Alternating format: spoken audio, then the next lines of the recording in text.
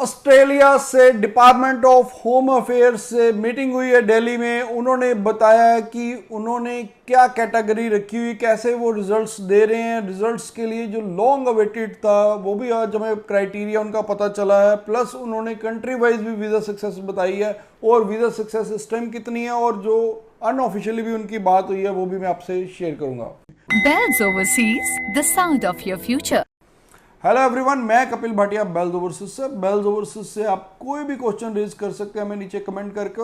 हम each and every comment की आपको रिप्लाई देते हैं। तो ऑस्ट्रेलिया होम अफेयर्स की जो दिल्ली में मीटिंग हुई थी उसमें एजुकेशन डिपार्टमेंट के भी लोग थे और राष्ट्र जो कि ऑस्ट्रेलिया के लिए रिस्पॉन्सिबल है उनके भी थे। मेजरली जो डिपार्टमेंट ऑफ होम अफेयर्स ने सारी चीज़ों को क्लियर कर दिया कि हमने किस बच्चे को किसके देर में वो रिजल्ट्स दे रहे हैं। उनको उन्होंने कैटेगरी में बांटा हुआ, यूनिवर्सिटी कैटेगरी में, वो भी मैं आपको बताऊंगा। उससे पहले उन्होंने कंट्री वाइज भी वीज़ा सक्सेस बताई और सबसे ज़्यादा बताया कि हम किन किन कैटेगरी के बेस पे बच्चों को रिफ्यूज़ कर रहे हैं। प्लस जो डायरेक्शन 107 है उसकी भी बात हुई, उसके बारे में भी उन्होंने बताया। तो सबसे पहले डायरेक्शन 107 की अगर बात करते तो उन्होंने कहा कि वो 1-2 हफ्ते में उसको खत्म हो जाएगी वो ऑटोमेटिकली, क्योंकि वो दिसंबर 2023 से एप्लीकेबल हुई थी। और उसमें जो सबसे शॉकिंग रिजल्ट्स थे वो हमें उन्होंने जब ग्राफ दिखाया, ग्राफ में बहुत शॉकिंग रिजल्ट्स थे। ग्राफ में ये था कि अगर हम मई से पहले देखें तो 50% से भी कम वीजा सक्सेस गई थी, 40% भी गई थी, 40 से भी कम गई थी। तो वो कहीं ना कहीं बहुत शॉकिंग था। जो फरवरी 24 से मई 24 के बीच का जो पीरियड था उसमें जो वीजा सक्सेस थी 50% से भी कम थी। मई के बाद ये वीजा सक्सेस बढ़नी शुरू हुई है, जून जुलाई में 60% के करीब आई है और अब उम्मीद है कि अगस्त में ये 70% के करीब रहेगी और आने वाले टाइम में ये पुरानी 80 to 90% के करीब वीजा सक्सेस चले जाएगी। बट ये मैं हायर एजुकेशन की बात कर रहा हूँ, जो बैचलर या मास्टर्स में अप्लाई करते हैं यूनिवर्सिटी कैटेगरी में, उनकी बात कर रहा हूँ। दूसरा, उन्होंने जो कंट्री वाइज भी रिजल्ट दिया है, कंट्री वाइज भी उन्होंने बताया कि जो सबसे ज़्यादा वीज़ा सक्सेस है वो चाइना की है 94%, इंडिया की 65%, उसके बाद नेपाल की 58% एंड सो ऑन। ऐसे ही उन्होंने सभी कंट्रीज का डेटा दिया।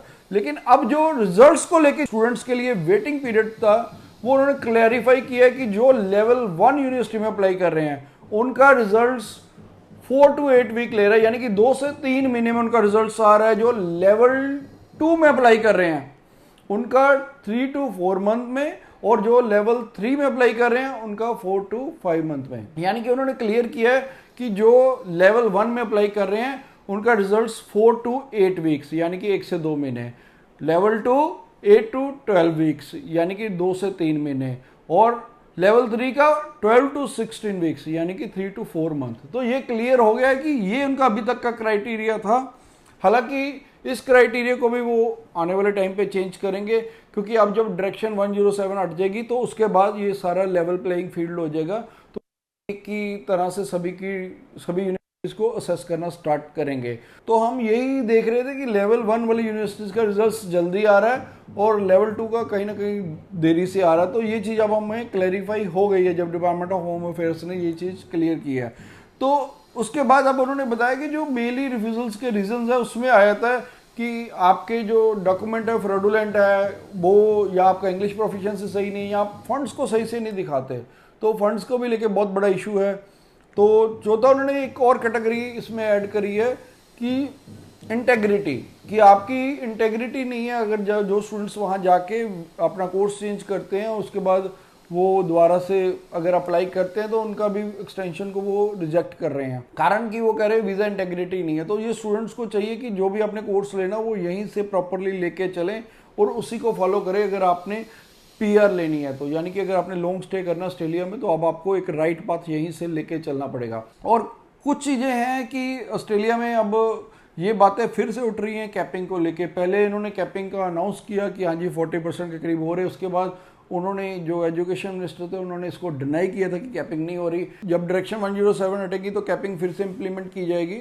तो कैपिंग का जैसा कि मेजरली सभी ने स्टेक होल्डर्स ने इसको अपोज किया था, लेकिन फिर अब वही बात है कि अब आने वाले टाइम में देखिए ऑस्ट्रेलिया कैपिंग को लेकर डिसीजन लेता है।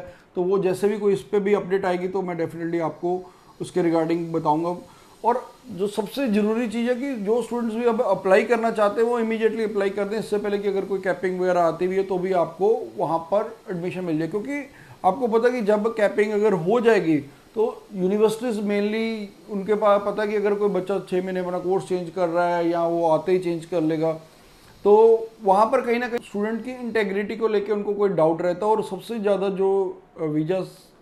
ज़्यादा जो स्विचिंग होती है वो नॉर्थ इंडिया से होती है। नॉर्थ इंडिया वाले स्टूडेंट्स के लिए वो हो सकता है यूनिवर्सिटीज़ कम वीज़ाज इशू करे, क्योंकि वो ये तो जरूर देखेंगे कि किस एरिया से सबसे ज़्यादा उनकी वीज़ा स्विचिंग हो रही है, तो इसलिए उनको सीओई कम इशू करेंगे और उनको एडमिशन भी कम मिलेगी। तो स्टूडेंट्स को ये चाहिए कि अपनी सीट जल्दी अर्ली सिक्योर कर ले सीओई लेके, ताकि आपका राइट टाइम में आपको अच्छी यूनिवर्सिटी में एडमिशन मिल सके। फिर भी अगर आपको कोई भी क्वेरी है, क्वेश्चन है, आप नीचे हमें कमेंट कीजिए, हम हर कमेंट का आपको रिप्लाई देंगे।